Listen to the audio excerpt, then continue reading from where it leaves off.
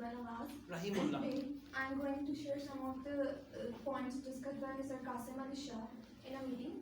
He was in a meeting, he just discussed hopelessness or disappointment. Disappointment is basically of two types. One, the person when feels sometimes he is disappointed, like it remains summer or winter, but if it remains only summer, you will find hopelessness or disappointment more. Such a people are good, but if you know people that is disappointed all the time, it's not a good thing. Like there was a professor, he went on a PhD in Lahore, so he said there was a problem.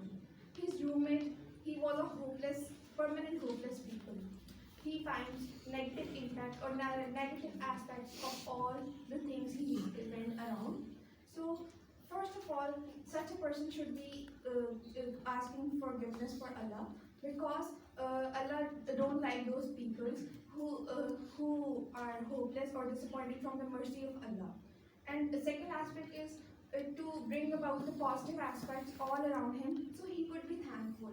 So I would like to conclude by quote from Quran: "Be thankful, He will bless you more." MashaAllah. That's good. Very right.